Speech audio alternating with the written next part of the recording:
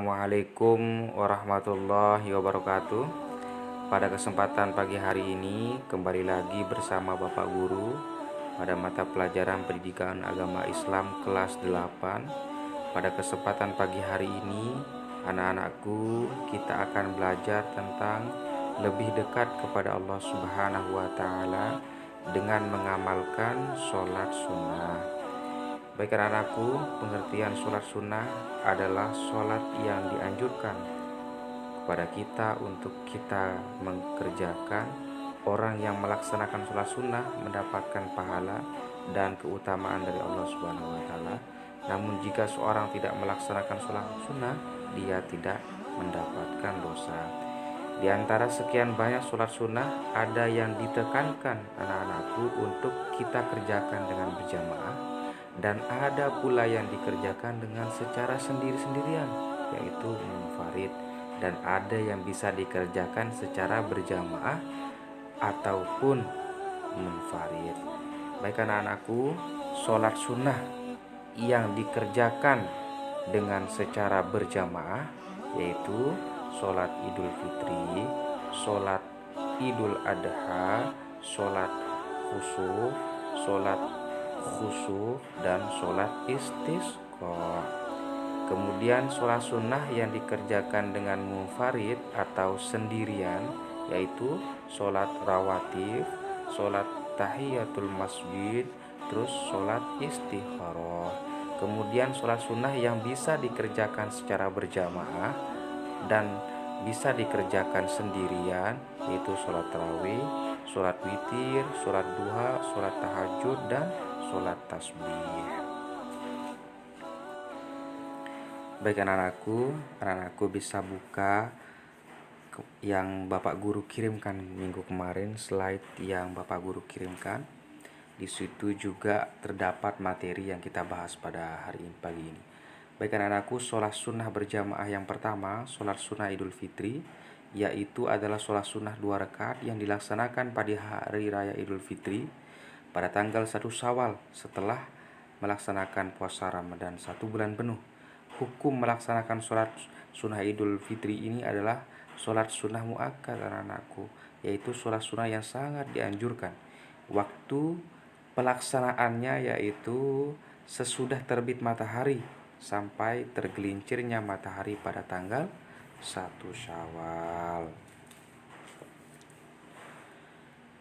Dan ini adalah tata cara sholat Idul Fitri ya anak-anakku, yang sudah pasti yang pertama kita niat dengan sholli sunnatal Idul Fitri rakaataini lillahi ta'ala, makmuman lillahi ta'ala kalau kita jadi makmum ya anak-anakku. Yang kedua selanjutnya itu sholat Idul Adha, yaitu sholat sunnah rakaat yang dilaksanakan pada hari raya kurban, yaitu pada hari raya yang dilaksanakan pada 10 Zulhijjah bertepatan dengan pelaksanaan rangkaian ibadah haji di tanah suci. Dengan demikian, orang yang sedang melaksanakan ibadah haji anak-anakku tidak disunahkan melaksanakan sholat Idul Adha. Bagi orang yang tidak sedang melaksanakan ibadah haji, hukum melaksanakan sholat Idul Adha adalah sholat sunnah muakkad, yaitu sholat sunnah yang sangat dianjurkan. Kemudian bunyi niat sholat Idul Adha yaitu usolli sunnatal Idul Adha rakaataini ma'muman lillahi ta'ala. Yang selanjutnya yaitu sholat khusuf. Sholat ini adalah sholat sunnah 2 rakaat yang dilaksanakan ketika terjadi gerhana matahari anak-anakku. Hukum melaksanakan sholat ini adalah sholat sunnah muakkad. Waktu pelaksanaan sholat khusuf adalah mulai terjadinya gerhana matahari sampai matahari kembali tampak utuh seperti semula anak-anakku. Hal yang membedakan sholat khusuf dibandingkan sholat pada umumnya adalah dalam sholat khusuf setiap rakaat terdapat 2 kali membaca surat Al-Fatihah dan 2 kali ruku. Dan ini anak-anakku tata cara kita sholat khusuf. Kemudian ada niat yang kita harus baca, usolli sunnatal khusuf rakaataini ma'muman lillahi ta'ala kalau kita jadi makmum. Yang keduanya itu sholat khusyuk, yaitu adalah sholat sunnah rakaat yang dilaksanakan ketika terjadi peristiwa gerhana bulan. Kalau yang tadi itu gerhana matahari, sekarang gerhana bulan. Hukum melaksanakannya juga sama anak-anakku, yaitu sunnah muakkad. Sedangkan waktu sholat gerhana bulan ini yaitu mulai terjadi gerhana bulan sampai bulan kembali seperti semula. Dan ini adalah tata cara kita sholat khusuf atau sholat gerhana bulan dengan niat yang sudah Bapak Guru tuliskan di depan. Kemudian sholat istisqa, yaitu sholat sunnah 2 rakaat yang dilaksanakan untuk memohon turunkan hujan. Sholat istisqa hukumnya adalah sholat muakkad ketika terjadi kekeringan anak-anakku, tidak pernah hujan. Nah, ini baru kita melaksanakan yang namanya sholat istisqa. Diharapkan untuk berpuasa selama 4 hari berturut-turut, selanjutnya bertaubat kepada Allah Subhanahu wa taala dari segala kesalahan dan dosa, serta menghentikan segala bentuk perbuatan maksiat, serakah, dan merusak lingkungan. Pada hari keempat, semua anggota masyarakat muslim pergi ke tanah yang lapang untuk melaksanakan sholat sunnah istisqa, memohon kepada Allah Subhanahu wa taala agar hujan cepat turun. Nah, anak-anakku, ini adalah cara sholat istisqa. Tata caranya yaitu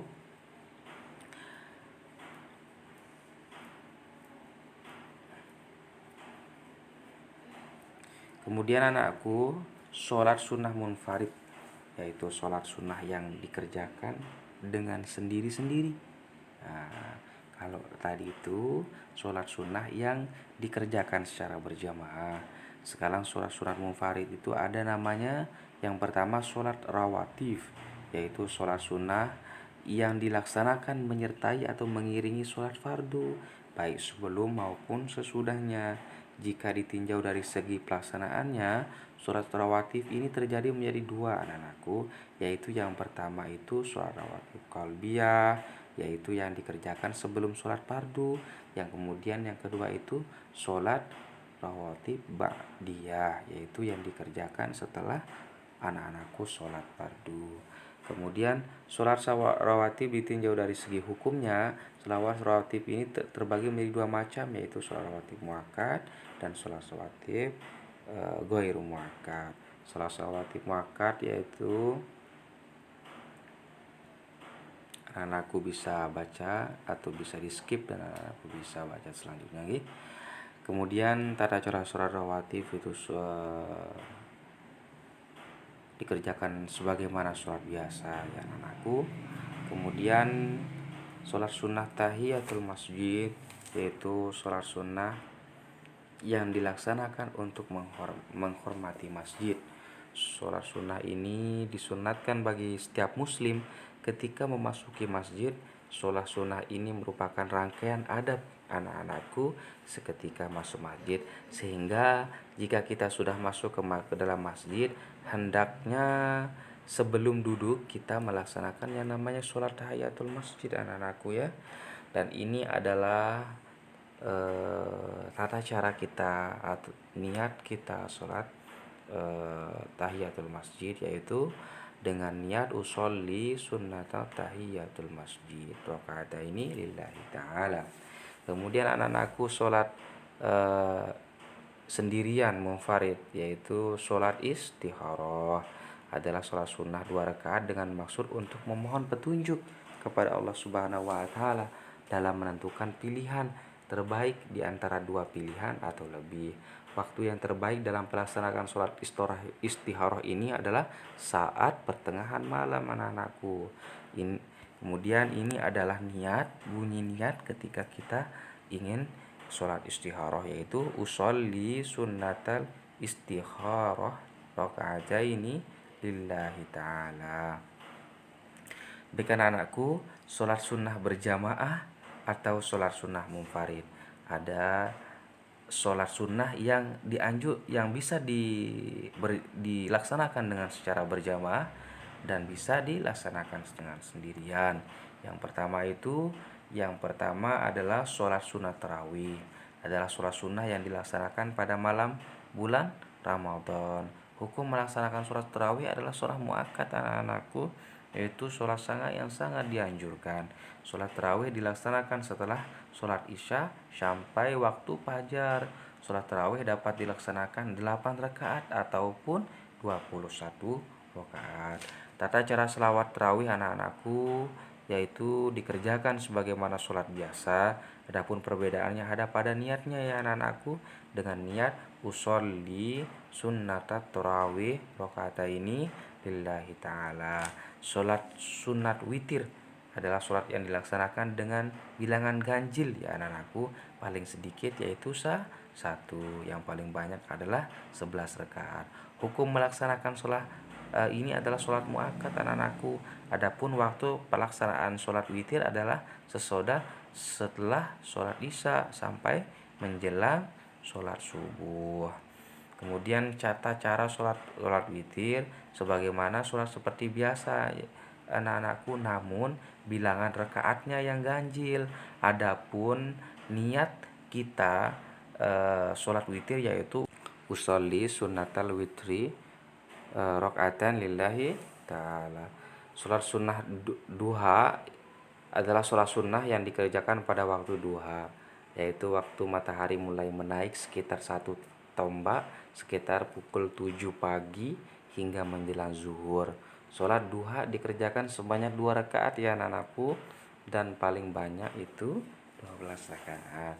Tata cara sholat duha yaitu seperti biasanya, namun niatnya aja yang berbeda, yaitu usolli sunnatat duha rakaataini lillahi ta'ala.